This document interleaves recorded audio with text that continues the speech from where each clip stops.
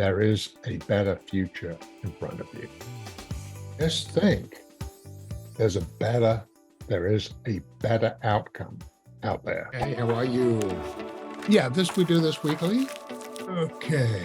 So I had been seeing somebody for like 7.5 months, and then Tuesday was a little bit of a shock to a Friday call that wasn't great, but seemed workable. My mentality right now is just give yourself space, process it, keep as many normal life processes going as possible in a reduced capacity, engage your closer social network, ride out the emotional waves, and realize it's usually two sides to every story. So refrain from beating yourself up until some wiser person can help you figure out what you could learn, like what lessons to learn, but also what lessons to not learn. Not wanting to go into details because we all have so many questions to ask here. At 20,000 feet, anything else you would add into that particular recipe? Just want to respond to what Josh was saying about, his week.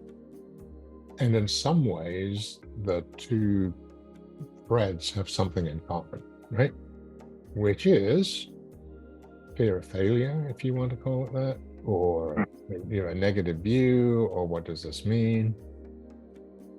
And inevitably, when something unpredictable happens or something that happens that causes stress, there is a natural tendency to look at yourself, blame yourself, think, oh, what did I do? What could I have done differently? Or how am I going to, what happens if I get rejected? Because actually, you're both talking about rejection there. I think the best question you can ask yourself, or the best mental set you can have, mindset, is this may be disappointing. I may not have got that job. I may have broken up with that woman, whatever. But what is ahead that is better than that? What is ahead of me that's going to be a success? What ahead is happiness or the right relationship, right? It's inevitable we get stuck in the present, but we don't need to project that forward, because I think part of the problem, probably for you regularly, is that's what you do. Then you get paralyzed, then you don't do it. And then there's a danger of that becoming a self-fulfilling prophecy, right?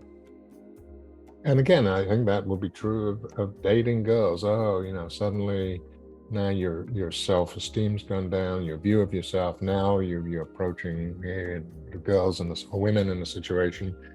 You have a rather negative view. You're not your normal, authentic self. And that also becomes a self-fulfilling prophecy. So in my experience, and I had to go through it too, in my experience, that when things aren't going the way you want them to, or the way you think you should, just think there is a better outcome out there for me. Okay? There's a better outcome. And I think, and you might need to look at yourself and your role in whatever happened. But if you take the mindset that I'm going to be the best I can, I'm going to be authentic, I'm going to try the best I can, and I am not going to get hung up if it doesn't come out the way I wanted it to, right? There is a better future in front of you.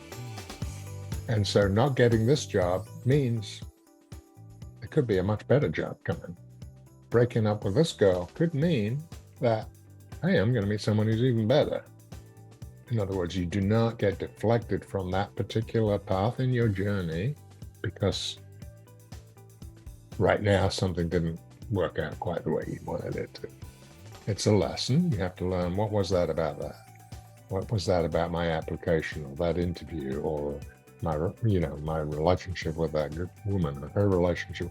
What was about that created that problem? Is that something I have to take responsibility for, and will I change that?